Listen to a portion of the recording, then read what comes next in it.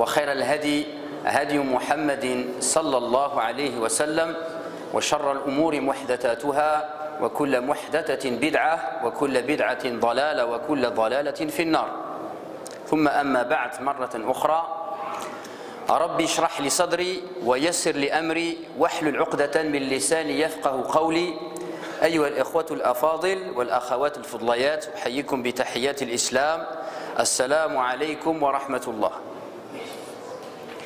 يسرني ويشرفني أن ألتقي بكم في هذا المكان المبارك بيت من بيوت الله مسجد إيفري وفي هذه المناسبة العظيمة المباركة ألا وهي شهر رمضان المبارك وأسأل الله عز وجل أن يجعل هذا اللقاء لقاء خير وبركة وأن يرزقنا جميعا بالإخلاص في القول والعمل إنه الولي ذلك والقادر عليه وأسأله أيضا أن يجعلنا جميعا من الذين يستمعون القول فيتبعون أحسن أولئك الذين هداهم الله وأولئك هم أولو الألباب.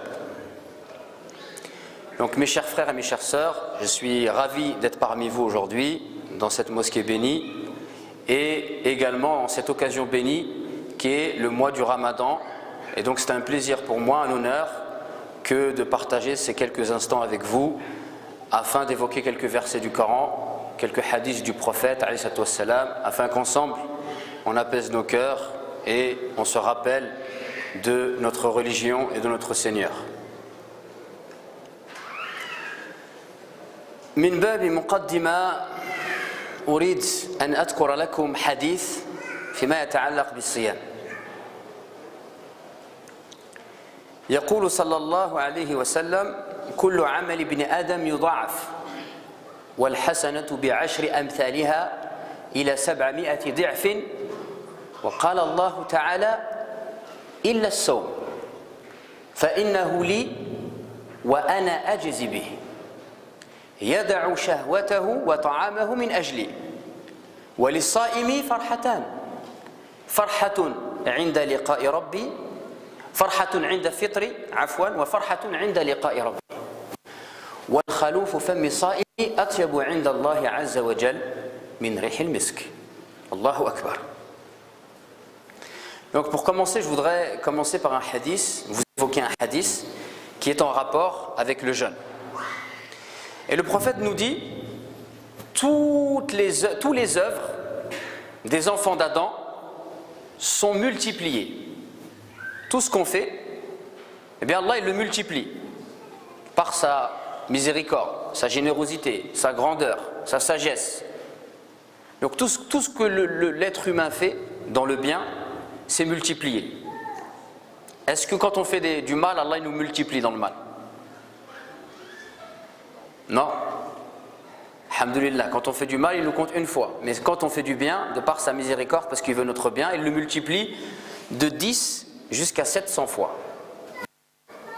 Al-hasanatu bi'ashri amthaliha ila 700 di'fin.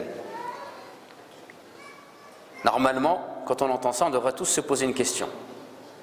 Si je vous dis par exemple, votre compte en banque, vous avez la possibilité de multiplier ce qu'il y a dedans, de multiplier de 10 jusqu'à 700 fois. Qu'est-ce que vous allez me dire? Vous allez me dire kayfa yud'af. Vous allez me dire comment on fait pour multiplier? Oui ou non? Vous avez envie de dormir? Vous êtes fatigué par le jeûne? Hein? Ton compte en banque à Sahbi, je te le multiplie par 10 à 700 fois. Tu vas courir, tu vas me dire comment faire? Subhanallah, dis-nous. Eh bien, ça ne vous intéresse pas de savoir comment Allah il fait, quelles sont les causes? Ma hiya al-asbab? Quelles sont les causes par lesquelles Allah il multiplie les actions de 10 jusqu'à 700 fois? Je vous pose la question, comment on fait? Comment ça se passe? C'est quoi les causes? Vous n'avez aucune idée. Comment Allah il fait pour multiplier les actions? Quelles sont les causes qu'il utilise? Naam. Il y a une parole, comme lui il est à côté de moi, je l'ai entendu, je ne la dis pas, mais Ahsant. Et vous les autres, il n'y a que lui? Il n'y a qu'un ami qui sait? Bon, je vais parler qu'avec lui aujourd'hui alors, Inch'Allah. Je vous donne un exemple. Une personne, elle va faire Dohor, allez, on va trouver une ville, elle va faire Dohor à Rungis. Rungis, c'est un centre commercial énorme. Il y a toutes les marchandises qui viennent de toute l'Europe. c'est magnifique pour le commerce. Donc il a fait Salat al-Dhuhr à Rungis. Rungis, c'est un pôle économique ici en Île-de-France. Et un autre, il a fait Dhuhr fi Masjid al-Haram, à la Mecque. C'est pareil? Vous préférez la faire dans quelle mosquée? À Rungis, le pôle économique, ou à la Mecque? À la Mecque. Ah, donc ici on a quelque chose. Allah yuda'af al-hasanat bi sharafil makan. Une des choses par lesquelles Allah va multiplier les œuvres, c'est par la noblesse du lieu. Sharaful makan. D'accord? Une prière à la Mecque, ça n'a pas la même valeur qu'une prière dans les autres mosquées. Une prière à Médine, c'est inférieur à la Mecque, mais c'est pareil, ça a plus de valeur qu'une prière dans d'autres mosquées. Une prière à Al-Quds, également. Il a akhiri. Une prière à la maison, une prière à la mosquée, en jama'a, c'est pas la même chose. Donc on multiplie les actions par sharaful makan. Maintenant, il y a une autre question. Comment on fait pour savoir qu'un endroit il est mieux qu'un autre? Comment on fait? Comment je sais que là c'est mieux que là? J'achète le Parisien. J'ai entendu la sunna, na'am. Bi tariqatil wahi. Ça vient par la révélation. Il n'y a personne qui peut nous dire, à part Allah ou son prophète, que tel endroit il est mieux qu'un autre. Moi je ne peux pas décider. On ne pourrait pas faire par exemple une réunion de tous les imams de l'Essonne et on va décider que tel masjid il est mieux que... On ne peut pas faire ça, c'est impossible. Ça vient d'Allah Azza wa Jal. D'accord? C'est très important ça parce que souvent il peut y avoir des légendes. Moi, dans mon pays d'origine, ma mère elle est du sud du Maroc et quand je suis allé en voyage une fois j'ai vu des dames aller dans un endroit, dans une dune et quand elles revenaient elles avaient plein de sable. Et j'étais petit, je me rappelle, et j'ai demandé, je leur ai dit, pourquoi maman, les dames, elles ont du sable comme ça sur le... Elle m'a dit, parce qu'ils pensent que la dune de sable là-bas, elle a de la baraka, et donc ils montent sur le sable, et ils se roulent dans le sable et ils tombent. Et il me dit, même un jour, il y a une de tes tantes qui est partie, on lui avait dit de ne pas y aller, là, elle est partie, et en tournant, elle s'est luxé l'épaule. Et elle a dit, plus jamais je retourne là-bas. Donc, sharaful makan, comment on peut savoir? Par al-wahi. Soit c'est Allah qui nous l'a dit, soit c'est le prophète. Sinon c'est pas la peine, ça marche pas. Qu'est-ce qui peut nous permettre de multiplier les actions encore? Al-makan, zaman, sharafu zaman. Si je jeûne pendant le mois de Rajab, est-ce que c'est pareil si je jeûne pendant le mois de Ramadan? Vous êtes très fatigué, subhanallah. C'est pareil ou c'est pas pareil? C'est pas pareil.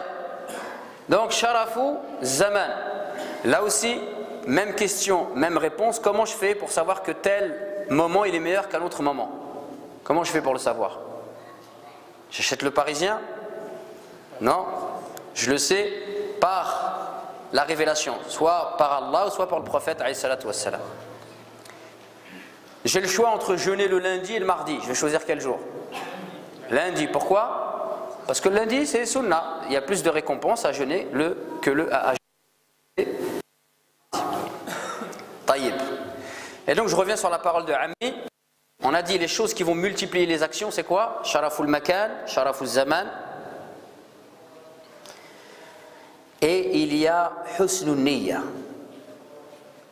L'intention.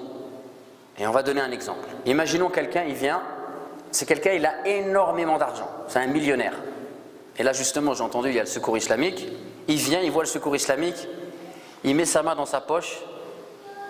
Il sort, il ne regarde pas ce qu'il a pris. Allez hop, 100 euros. Non, même pas. Il vient, il sort son chéquier. Il leur dit, allez, vas-y, je vous donne... Il donne 5000 euros comme ça. Il donne 5000 euros. Il l'a donné pour Allah. Hein, mais il donne 5000 euros, il ne se prend pas la tête, etc. Il part. Il ne ressent rien dans son cœur. Il vient, il fait sa prière. Khalas.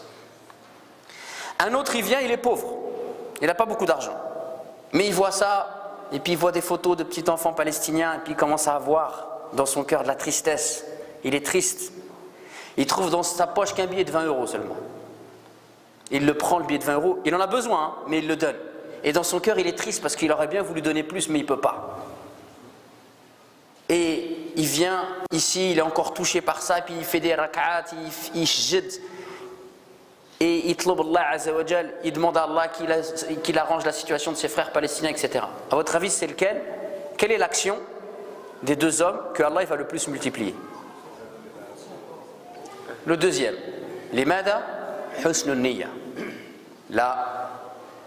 L'excellence dans l'intention. Naam. Donc, كل عمل ابن آدم يضاعف والحسنة بعشر أمثالها إلى 700 ضعف إلا الصوم. Sauf le jeûne. Ça veut dire que le jeûne, Allah il le multiplie pas à 700 fois, il le multiplie plus. Pourquoi? فإنه لي وأنا أجزي به يدع شهوته وطعامه من أجلي. La réponse, car le jeûne, Allah nous dit, il est pour moi. Et c'est moi qui le récompense. Et la personne, elle délaisse sa boisson et ses envies pour moi. Donc le jeûne, c'est la seule adoration que Allah, il sait, nusiba ilayh, qu'il s'est approprié, le jeûne. Pourquoi? Parce qu'en vérité, si quelqu'un, il veut faire semblant qu'il jeûne devant les gens, mais dès qu'il est tout seul, hop, fait chaud, un petit verre d'eau.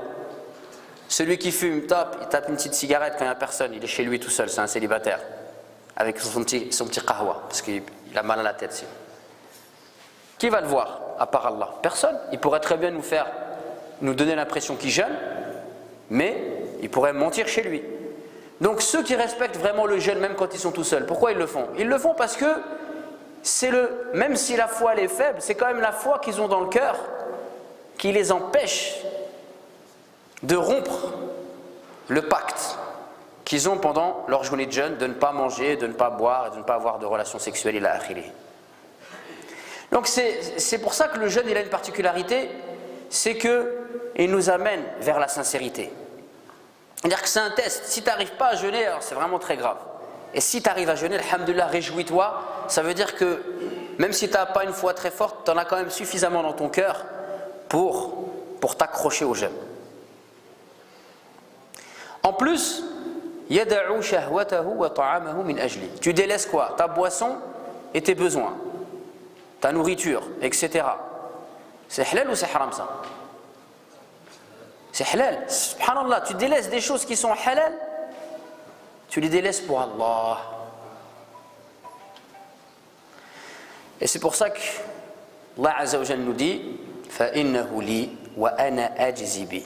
Donc comme le jeûne, si tu peux le faire que si tu le fais pour Allah, alors forcément il a une manzila rafi'a, il a un degré très haut le jeûne. Le jeûne en plus, si vous méditez parmi les adorations, là on vient de faire salat. La salat elle nous a pris combien de temps à peu près? 10 minutes. Pour faire l'odo, 2 minutes. Pour venir à la mosquée, allez, peut-être la moyenne pour nous c'est 10 minutes. Allez, en une demi-heure la salat c'est réglé. Le jeûne, combien d'heures on jeûne là en ce moment? Toute la journée, subhanallah.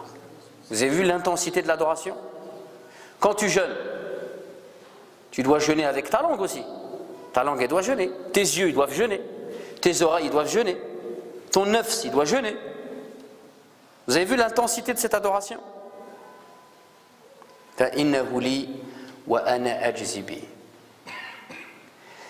Et Allah il termine en disant une chose: وَالْخَلُوفُ فَمِّ الصَّائِمِ أَطْيَبُ عِنْدَ اللَّهِ عَزَّ وَجَلَّ مِنْ رِيحِ الْمِسْكِ. Le relent du jeûneur. Quand on jeûne, on a une mauvaise haleine. Eh bien pour Allah, cette mauvaise haleine, elle est plus appréciée auprès d'Allah que l'odeur du musc. Ajib. Pourquoi? Parce que cette odeur du musc, cette mauvaise haleine, elle vient du fait que tu t'es tourné vers Allah. لماذا؟ لأن هذه يدل على اتجاؤك لله عز وجل وحده لا شريك له. Parce qu'en fait cette odeur elle est en train de prouver que tu t'es tourné vers Allah Azza wa Jal. Pour lui et que pour lui, et ce pendant toute la journée, subhanallah. Et c'est pour cette raison que cette odeur là, qui est mauvaise, auprès d'Allah, elle a une énorme valeur. Et ça nous enseigne une chose qui est très importante, c'est que dans la vie, si on veut savoir qu'est-ce qui a de la valeur et qu'est-ce qui n'a pas de valeur, eh bien il faut se tourner auprès d'Allah Azza wa Jal. Parce que quand on dit ça, ça a de la valeur, et ça n'a pas de valeur, c'est toujours sur la base d'un référentiel, sur la base d'une norme. Par exemple, aujourd'hui, on va dire que dans la norme française, si tu es un jeune et tu as envie de bien t'habiller, il faut que ton pantalon il tombe en bas de tes fesses. Ça, c'est une norme. D'accord? Et un jeune, aujourd'hui, il pourrait penser que pour être bien habillé, il faut que son pantalon il tombe en bas de ses fesses. C'est une norme. Mais si tu es musulman, ta norme, c'est pas la mode. Ta norme, c'est pas la société, etc. Ta norme, c'est ce que Allah a dit et ce que le prophète a dit, alayhi salatu wassalam. Et c'est avec ça que tu vas savoir ce qui a de la valeur et ce qui n'a pas de valeur. Et ça, c'est très important à comprendre. Allah Azza wa Jal, il nous a indiqué ce qui avait de la valeur et il nous a indiqué ce qui n'avait pas de valeur. Et aujourd'hui, beaucoup de gens, même des musulmans, ils ont accordé de la valeur à des choses qui n'ont pas de valeur. Mais le problème, c'est que le jour où ils vont se rendre compte, ce sera trop tard. Parce que le jour du jugement dernier, celui qui a couru toute sa vie pour avoir un 4x4 par exemple, il est madroub ala le 4x4. Et il a fait tous ses efforts, toutes ses pensées, toute son énergie pour ça. Le jour où il va mourir et il va être jugé, il va se rendre compte que finalement son problème, c'est qu'il a accordé de la valeur à des choses qu'il n'en avait pas.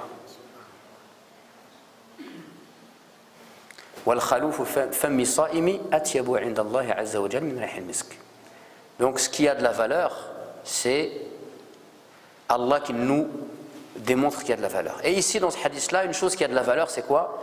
C'est tawajjuh ila Allah azza wa jal. At-tawajjuh ath-tham, c'est le fait de se tourner vers Allah azza wa jal de manière complète. C'est ça qui a de la valeur. ونفس الشيء في الصلاة. الصلاة كما قال ابن القيم الجوزية رحمه الله المصلون على 5 أصناف. Ibn al-Qayyim al-Jawziyya, il nous dit, les prieurs, il y a 5 catégories de prieurs. Forcément, on est dans l'une d'entre elles.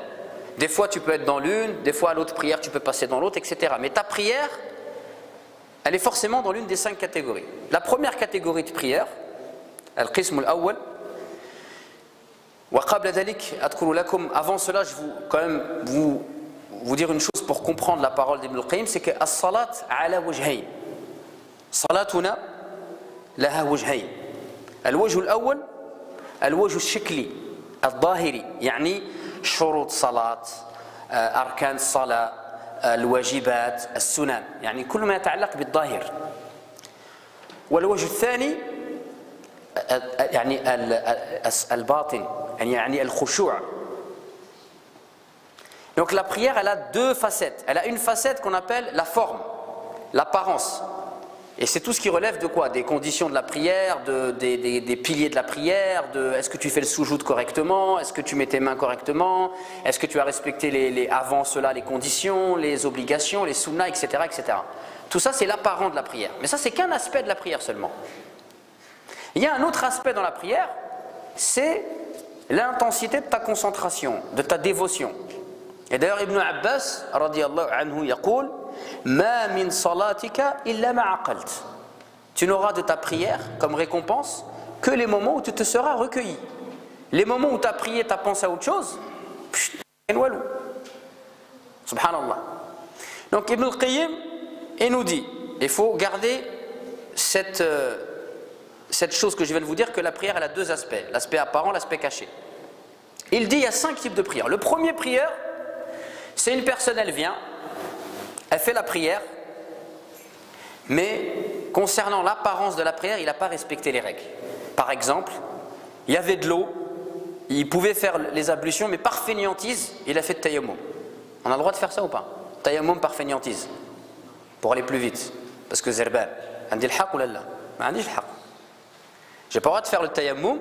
Le tayammum, il y a des raisons, soit j'ai pas d'eau, soit je suis malade, etc. Mais tayammum par fainéantise, j'ai lu dans les livres de fiqh que j'ai lu, jamais trouvé. Ça n'existe pas. Par exemple, il fait la prière, il est mal habillé. Quand il se prosterne, on voit le bas de son dos. Il n'a pas respecté une des conditions de la prière, c'est al-awra, le fait de cacher ses parties. Il fait, par exemple, il fait la prière du fajr. Tous les matins, il fait la prière du fajr, mais à 10h du matin. Il a le droit ou il n'a pas le droit? Il n'a pas le droit. Il faut le faire avant le shuruq. Donc celui-là, madana qulu lahu. Ibn al-Qayyim يقول يعاقب. Donc celui-là, c'est quelqu'un qui fait la prière, mais il sera puni. Parce qu'il n'a pas respecté les règles élémentaires de base de la prière. الصنف الأول القسم الأول. القسم الثاني, le deuxième groupe. C'est une personne qui fait la prière. Lui, alhamdoulilah, il a respecté toutes les règles apparentes de la prière. Il l'a fait à l'heure, en faisant ses ablutions, il est habillé correctement, il fait les gestes correctement, etc. Il récite le Fatiha, tout ce que vous voulez. يعني الوجه الأول من الصلاة يعني الوجه الشكلي لا بأس. Dans tout ce qui est en rapport avec la forme de la prière, il n'y a pas de problème. لكن المشكلة أن ما عنده ريحة واحدة من الخشوع. هو يصلي ويفكر في كرة القدم في أي شيء ولكن لا يفكر في الصلاة. هو معنا ولكن ليس معنا. هو يصلي معنا ولكن ليس معنا. هو في السوق في الخدمة في المشاكل في الدار Donc le deuxième c'est quoi? C'est que lui il fait la prière, il a respecté les signes apparents de la prière, mais par contre il n'a aucune concentration. Et d'ailleurs faites l'expérience, la prière du Maghrib, et vous allez dehors, et vous allez attraper tous les arabophones, et vous allez leur demander qu'est-ce que l'imam il a récité, vous serez surpris du nombre de personnes qui seront incapables de vous dire ce que l'imam il a récité. Et même vous dites à l'imam qui récite juste comme ça tout le monde connaît ces sourates-là, vous attendez les gens dehors, vous allez leur poser la question, vous allez voir le pourcentage de personnes qui seraient incapables de dire qu'est-ce que l'imam il a récité. مع الأسف الشديد. ونقول هذا الكلام متأسفا لا نقول هذا يعني مستهزئا. إن هذا يعني مشكلة. Je dis cette parole-là pas pour me moquer, mais je dis ça avec beaucoup de tristesse. Donc ça c'est le deuxième. Le troisième. Le troisième, il est comme le deuxième. Il a fait la prière correctement au niveau de la forme. Mais qu'est-ce qu'il a par rapport de plus que par rapport au deuxième? هو يعني ما عنده الخشوع ولكن هو يجتهد. هو ما عنده الخشوع ولكن يجتهد. حينما يعني يدخل في باله يعني شيء هو يعني يرده يقول أعوذ بالله. C'est une personne, elle n'arrive pas à se concentrer, mais quand il est perturbé par des idées, il essaye de les repousser. ماذا نقول له؟ يقول ابن القيم رحمه الله هذا يرحم. Celui-là, Allah il va lui faire miséricorde. Parce qu'il n'a pas réussi à se concentrer, mais il a essayé. Il n'a pas réussi, mais il a essayé. هو في جهة. Le quatrième,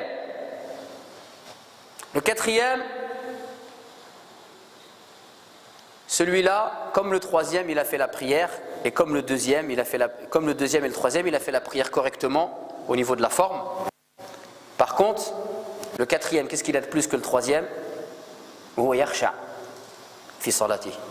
Lui, il a du khushu', il est concentré. Il sait ce que l'imam il a dit. Il est parfaitement là, il est là, il sait qu'il est en train de faire ça tout d'or, il sait quand c'est la première, la deuxième, la troisième, la quatrième. Quand il est shahoud, il a conscience de ce qu'il est en train de dire, etc. وهذا ماذا نقول له؟ هذا في نعمة وهو يستفيد من الصلاة. Il y a un problème avec les micros, je crois là, non?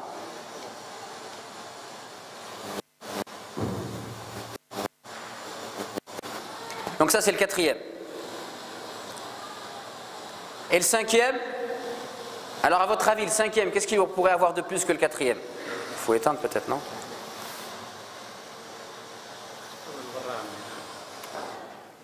Bismillah.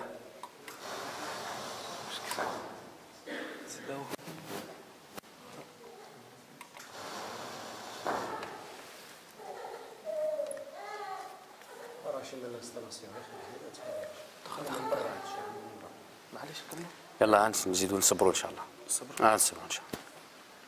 Donc le cinquième prière, à votre avis, qu'est-ce qu'il a de plus que le quatrième? Inch'Allah, c'est bon, khlas. Comme ça va les maintenir réveillés, Inch'Allah. Le cinquième, qu'est-ce qu'il a de plus qu'est-ce qu'il pourrait avoir de plus que le quatrième, le cinquième prière? هو عنده الخشوع ولكن عنده مرتبة أرفع لأنه هو يشعر. على سبيل المثال الإمام يقرأ شيء يتعلق بالجنة وهو يشعر بجمال الجنة ويتلذذ. وحينما الإمام يقرأ شيء يتعلق بالنار ويشعر بالخوف ويبكي. C'est quoi la différence entre le cinquième et le quatrième? C'est que le cinquième, il est concentré, mais en plus, il ressent les choses. Il ressent les choses dans son fort intérieur. Quand on parle par exemple d'Allah, il ressent la grandeur d'Allah. Quand on parle de l'enfer, il ressent la peur d'aller en enfer. Et il pleure et il demande à Allah qu'il le préserve de l'enfer. Quand on parle du paradis, il ressent une douceur dans son cœur. Et il demande à Allah avec toute sa concentration qu'Allah le fasse rentrer au paradis. Qu'est-ce qu'on dit à ceux-là? Ceux-là, non seulement ils vont profiter de leur prière, et eux non seulement ils vont se rapprocher d'Allah, mais en plus, et c'est la prière de l'Anbiya. Il a atteint le niveau de la prière des prophètes. Et Ibn al-Qayyim nous dit que la différence entre le quatrième, al-qism al-rabi' et al-qism al-khamis, kal-masafa bayna al-mashriqi wal-maghrib. La différence qu'il y a entre le quatrième et le cinquième, la différence entre l'Orient et l'Occident. Allahu Akbar. Donc qu'est-ce qu'on voit ici là? Donc pourquoi je vous dis tout ça? C'est comme tout à l'heure pour le sawm. Qu'est-ce qui va nous permettre d'augmenter la prière, d'augmenter la qualité de notre prière? Qu'est-ce qui va nous permettre de nous élever? At-tawajjuh ila Allah azza wa jalla. At-tawajjuh bi badanina, bi ruhina, wa bi uqulina. At-tawajjuh al-tham. Qu'est-ce qui va nous permettre de nous rapprocher d'Allah azza wa jalla? C'est le fait de se tourner vers Allah azza wa jalla de manière complète, comme le jeûne. Le jeûne, il a un degré élevé parce qu'en fait, on se tourne vers Allah azza wa jalla complètement. Même le halal, on l'a délaissé tellement on est préoccupé de se tourner vers Allah azza wa jalla. Manger c'est halal, mais on l'a délaissé, on n'a pas le temps, on est préoccupé et on veut aller se tourner vers Allah entièrement. Eh bien la prière, regardez ici dans les 5 groupes que Ibn al-Qayyim cite, ceux qui réussissent et qui ont les plus hauts degrés, qu'est-ce qu'ils ont? C'est parce qu'ils se sont tournés complètement vers Allah azza wa jalla. Et Allah, c'est ce qu'il veut de nous dans la prière. Pourquoi on dit à chaque fois, on dit Allahu Akbar? Allahu Akbar, takbir al-ihram, avant d'aller en ruku' Allahu Akbar, avant d'aller en sujoud Allahu Akbar. Pourquoi on dit à chaque fois Allahu Akbar? Ça veut dire quoi Allahu Akbar? Ça veut dire quoi Allahu Akbar? Non, ça ne veut pas dire Dieu est grand. Ça ne veut pas dire ça. Allahu Akbar ismu tafdil. C'est un superlatif, ça veut dire Dieu est le plus grand. Il y a une différence, si tu dis Dieu est grand, mais peut-être que dans ton cœur l'argent c'est grand aussi, c'est pareil. Quand tu dis Dieu est le plus grand, ça veut dire que c'est Dieu qui est plus grand que tout. Et donc quand tu dis Allahu Akbar, tu dis Dieu est le plus grand, donc tu ne peux plus penser à quelque chose d'autre. Et si tu penses à quelque chose d'autre, ça veut dire qu'au moment où tu as dit Allahu Akbar, tu as menti. Et donc c'est pour ça qu'il faut dire à chaque fois que tu vas dire Allahu Akbar dans ta prière, c'est comme si tu es en train de planter des pics et tu as mis un filet, c'est pour te préserver ta prière. Allahu Akbar min kulli shay. Et c'est ainsi que tu vas réussir à te tourner entièrement vers Allah azza wa jalla. At-tawajjuh ila Allah azza wa jalla. Donc la question est, c'est quoi la question maintenant? On a vu qu'en fait, la réussite elle consiste à faire en sorte qu'on se tourne entièrement vers Allah azza wa jalla.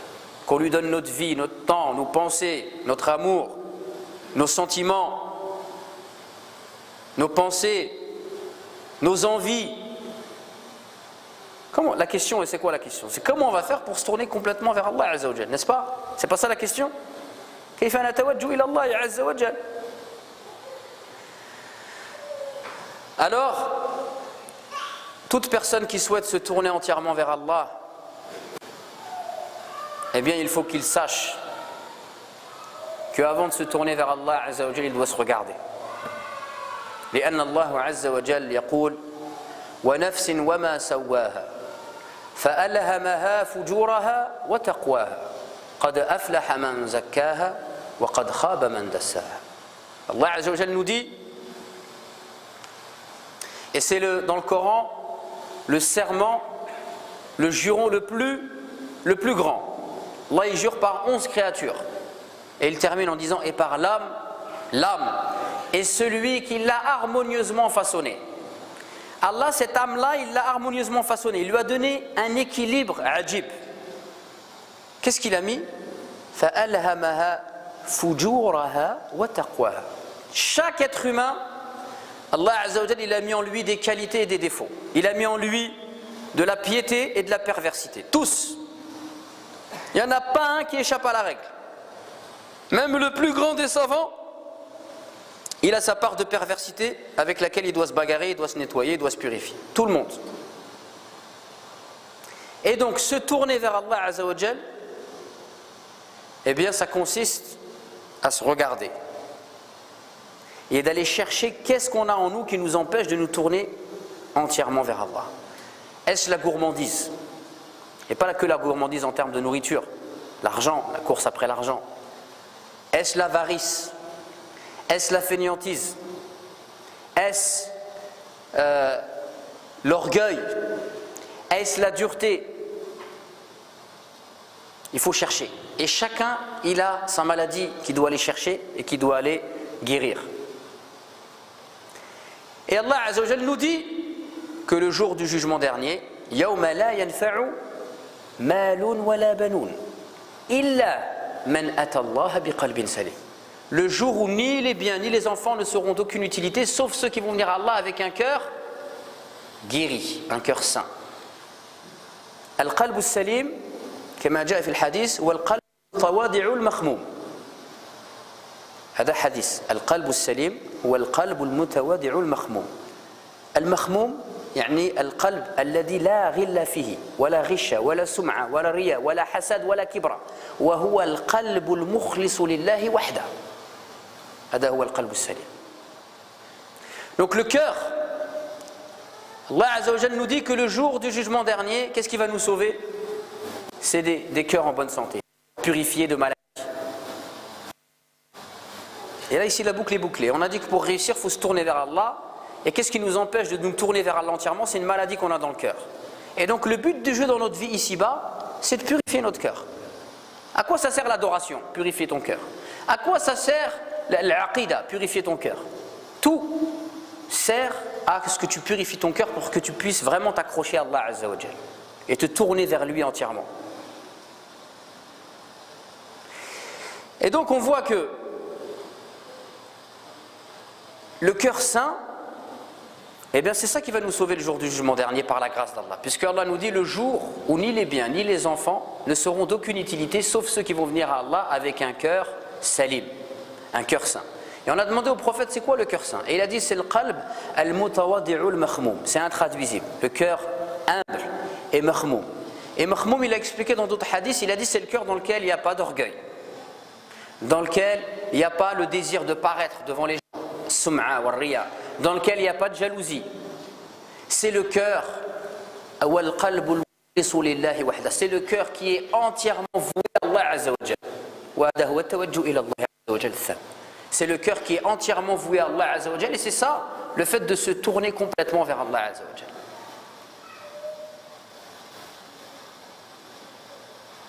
إذن لا بد لنا أن نحقق هذا التوجه وأن نكون من المفلحين، أن نقوم بجهاد النفس وبتزكية النفس. Donc si on veut réellement faire partie de ceux qui vont se tourner vers Allah Azza wa Jal, et si on veut réellement faire partie de ceux qui vont purifier leur cœur et qui vont donner leur cœur à Allah Azza wa Jal, alors nous sommes dans l'obligation de faire un travail sur soi, jihadun nafs, l'effort sur soi, de faire tazkiyatun nafs, de faire un travail de purification. La Bouddha. C'est obligatoire. Il n'y a personne qui peut se sentir à l'abri de ça. لكن الناس في هذا الباب يعني في تزكية النفس على قسمين بين إفراط والتفريط. Les gens par rapport à la purification de l'âme, ils sont dans deux catégories, entre l'exagération d'un côté et une autre exagération d'un autre côté, qui est une forme de négligence, entre une exagération et une négligence, on pourrait dire. Le premier groupe, قسم الأول، يقول الله تبارك وتعالى: هل ننبئكم بالأخسرين أعمالا الذين ضل سعيهم في الحياة الدنيا وهم يحسبون أنهم يحسنون صنعا. Allah Azza wa Jalla nous dit dans Surat Al-Kahf, voulez-vous que je vous informe des plus grands perdants en œuvre le jour du jugement dernier?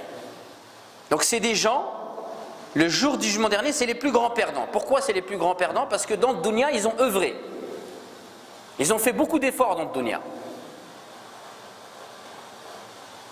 الذين ضل سعيهم في الحياة الدنيا وهم يحسبون أنهم يحسنون صنعا. Ceux dont l'effort s'est égaré sur terre alors qu'ils pensaient faire le bien. C'est des gens, ils ont fait des choses. Peut-être ils ont travaillé pour l'islam. Ils ont participé à ce qu'on puisse construire des mosquées. Peut-être ils ont fait da'wah. Peut-être que... Moi, c'est des gens, ils ont travaillé. Ils se sont sacrifiés. Mais tout ce qu'ils ont fait, ça n'a pas été accepté par Allah Azza wa Jalla. Pourquoi? Parce qu'ils s'imaginaient faire le bien. Et quand tu t'imagines que tout ce que tu fais t'es bien, tu ne te mets pas en question. Et donc ces gens-là, ça veut dire quoi? Ces gens-là, ils ne se sont pas imaginés un instant qu'eux aussi, ils avaient un travail à faire sur eux-mêmes. Et qu'eux aussi, ils avaient des défauts. Et qu'eux aussi, ils avaient du naqs. Ils étaient naqsin, comme tout le monde. Et que donc il fallait... C'est pas parce que tu travailles et que tu fais des choses que toi aussi, tu ne dois pas te regarder et te nettoyer. Donc le premier groupe, c'est des gens en fait par rapport à la purification de l'âme, ils pensent qu'eux ils sont à l'abri. Alhamdulillah, j'ai un qamis, j'ai une barbe, je viens à la mosquée, je connais 30 hizb du Coran, etc. J'ai pas besoin de me remettre en question moi. Si, subhanallah. T'as pas... Omar ibn al-Khattab radiyallahu anhu, il avait peur pour lui de l'hypocrisie et toi tu te sens à l'abri. Ajib.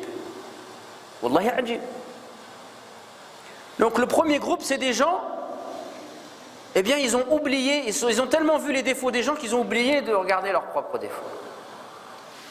القسم الثاني قال الله تعالى قل يا عبادي الذين أسرفوا على أنفسهم لا تقنطوا من رحمة الله إن الله يغفر الذنوب جميعا إنه هو الغفور الرحيم. تأملوا يا إخوان واشعروا كيف الله عز وجل يخاطب العصاة. قل يا عبادي الذين أسرفوا على أنفسهم يعني خطبهم باللين وبالرفق. Donc ici, dans ce verset, Allah Azza wa Jal nous dit, il dit à son prophète de dire aux gens, Ya Muhammad, dis aux gens, dis, ô vous mes serviteurs, qui ont commis des excès à leur propre détriment. C'est des gens, ils ont fait beaucoup de péchés.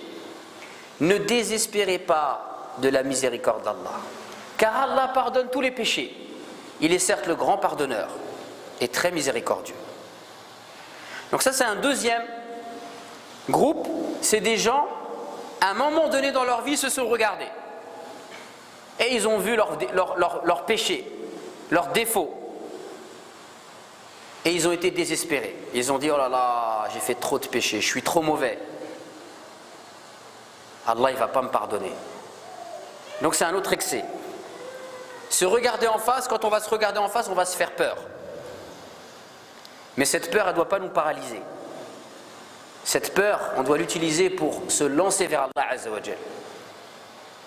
Et Allah ici, il nous interdit. Et regarde, essayez de ressentir comment Allah Azza wa Jal, il s'adresse à ceux qui lui désobéissent. Regardez notre Seigneur. Tout à l'heure, avant de venir, il y a une sœur qui s'est convertie à l'islam. Et donc ça fait toujours plaisir. Et ce que j'ai essayé de lui dire en 2 minutes, c'est que l'islam, c'est une religion qui est belle. Et c'est parce qu'elle est belle qu'on l'aime et qu'on va vouloir s'y soumettre. Et Allah, c'est pareil. Allah, il est beau. Et comme Allah est beau, Inna Allah jamil wa yuhibbul jamal. Allah est beau, il aime la beauté. Bah, comme Allah est beau, eh bien on va l'aimer. Et comme on va l'aimer, on va lui obéir. Et nous, les musulmans, aujourd'hui, on a oublié cet aspect de la religion. Eh bien, méditez, mes chers frères, essayez de ressentir comment Allah Azza wa Jalla, notre Seigneur, le Tout-Puissant, comment il parle à ceux qui lui désobéissent. Ô mes serviteurs, c'est à votre propre détriment. Ne désespérez pas de la miséricorde d'Allah. Car Allah pardonne tous les péchés. Et il est certes le grand pardonneur, le tout miséricordieux. Subhanallah. Quand vous entendez ça, comment ne pas aimer Allah Azza wa Jalla? Les gens, Allah il nous a tout donné, il nous a donné la vie, il nous donne. Même les péchés, on fait les péchés avec des capacités qu'Allah nous a données. Et malgré tout, Allah il nous pardonne. Et il ne veut pas qu'on désespère de sa miséricorde. Et quand on revient vers lui, il est content. Allahu Akbar. Et donc ici, il y a des gens, lorsqu'ils vont vouloir faire leur autocritique et qu'ils vont voir leur réalité, parce que quand on va voir notre réalité, wallah, c'est pas beau. Notre réalité, elle n'est pas belle. Et donc c'est pour ça qu'il y en a qui refusent de la voir. Moi, je suis bien. Et d'autres, quand ils la voient, ils sont paralysés. Par rapport à la purification de l'âme, il faut être à la manhaj al-wasat ou al-i'tidal. Oui, c'est vrai, si tu vas te regarder, on n'est pas beau. Des fois, on parle sans science. Des fois, on est dur. On n'est pas généreux. On est feignant. On pense qu'à nous, etc., etc., etc., etc., etc. Et c'est vrai que c'est pas beau à voir. Mais alhamdulillah, si tu te tournes vers Allah Azza wa Jal, Allah il va te guérir et il va t'élever. Et si tu sais que tu as un Seigneur qui veut ton bien, quand tu vas voir ta réalité, tu vas te plaindre à lui. Tu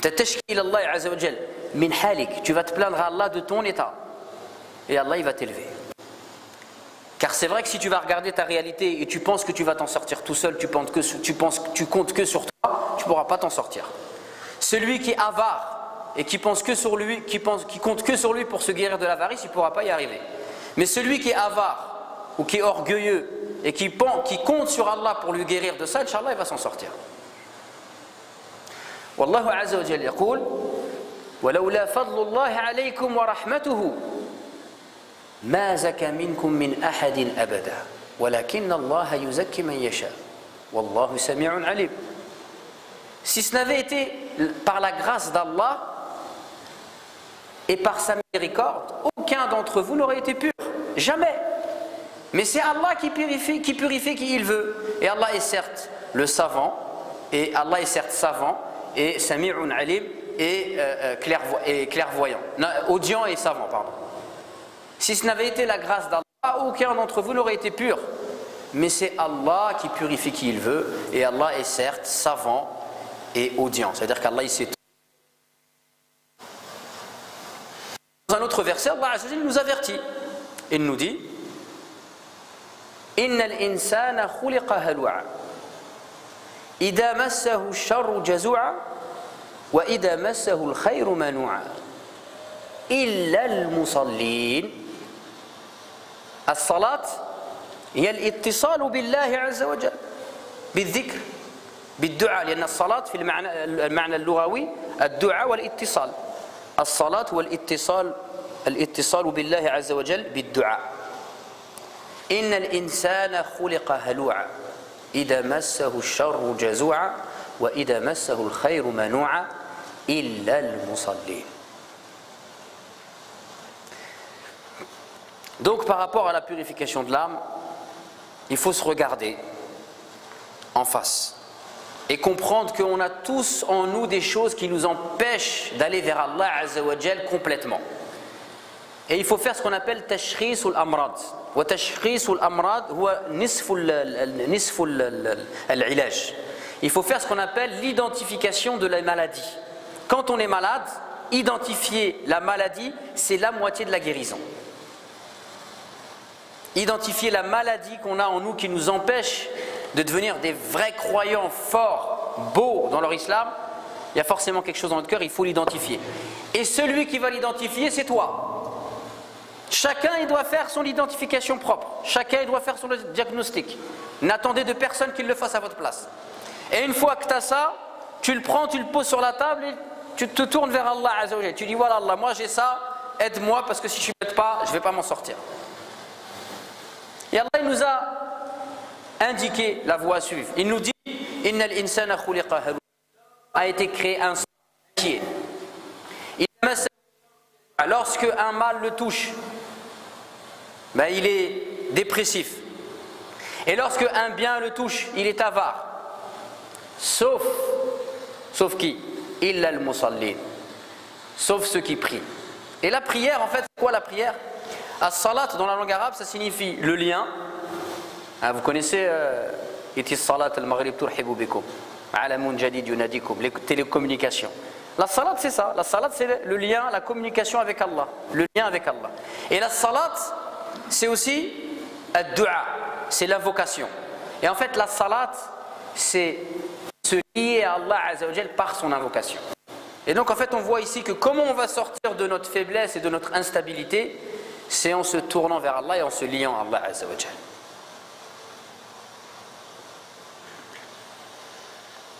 Je vais terminer Inch'Allah sur une histoire que je vais raconter de manière très courte, mais je vous envoie à relire l'histoire du prophète Yunus alayhi salam, Dunnun, Sahib al-Hut, comme il est appelé dans le Coran. Yunus alayhi salam, c'est un prophète. Il est en Irak, dans la région de Ninive. Et là-bas, en fait, son peuple, c'est des gens très riches. Ils ont beaucoup d'argent. Mais, ma'al asaf et shadid, comme souvent, il y a l'argent, mais il y a les problèmes de l'argent. C'est-à-dire, il y a la débauche, c'est des débauchés, les femmes, l'alcool, etc. Et il y a l'adoration des idoles.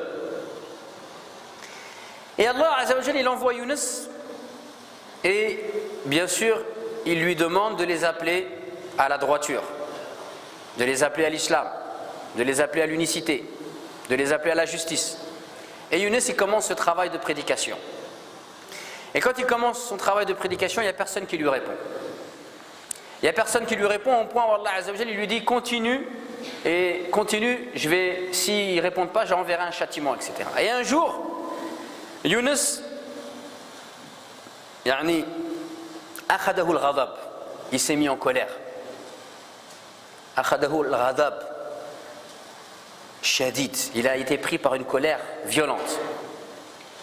Et quand il a dit ça, il a dit comment ça, ces gens-là, ils sont touchés, ils vont être punis par Allah, qu'est-ce que je fais avec eux? Il a pris la décision, il a quitté, il est parti. Allah ne lui avait pas demandé de partir, mais il est parti. Mais il s'est dit dans sa tête que comme lui il est pieux et tout son peuple, bien ils sont dans la débauche, et Allah il ne le punirait pas. Il va les punir eux, mais lui il ne va pas le punir parce que lui il est pieux. Donc il est parti.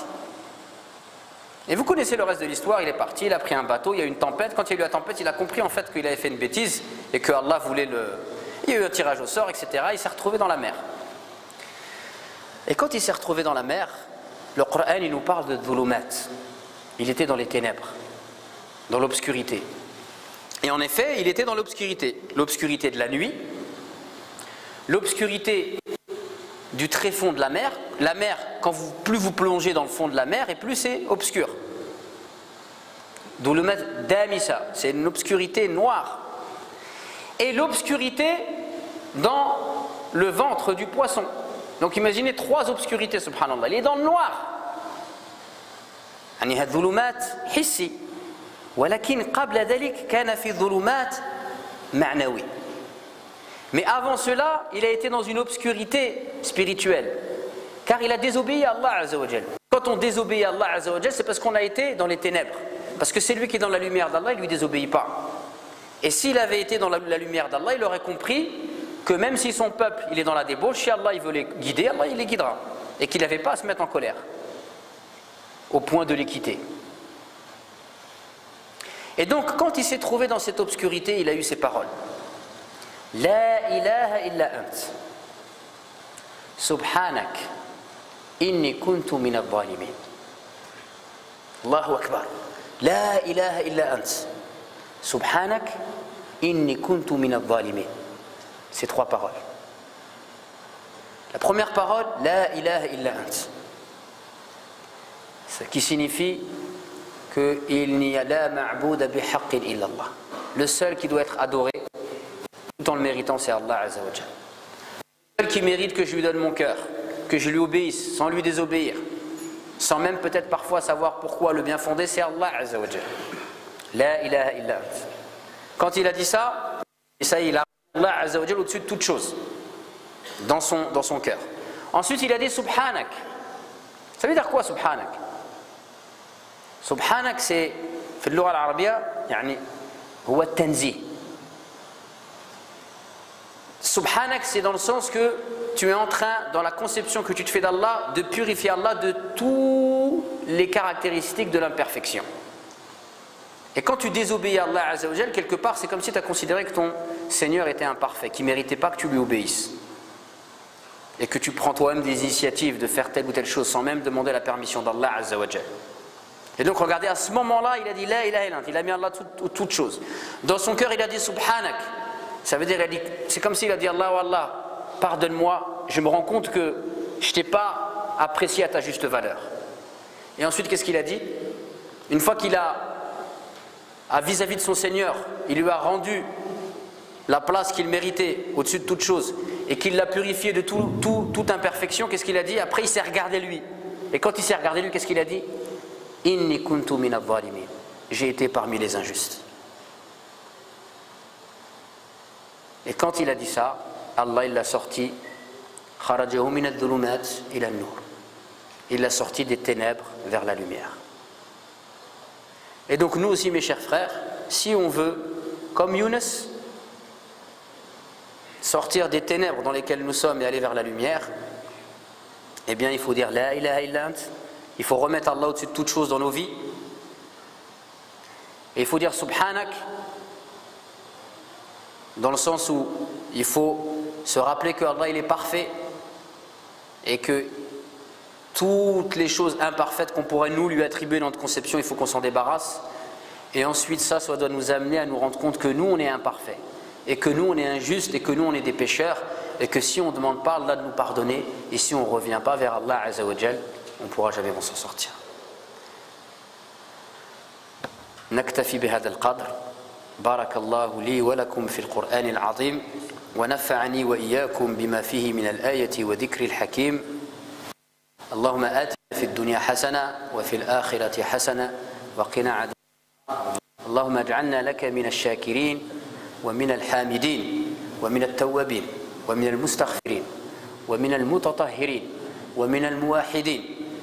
سبحان ربك رب العزة عما يصفون والسلام على المرسلين والحمد لله رب العالمين. جزاك الله بإحسان.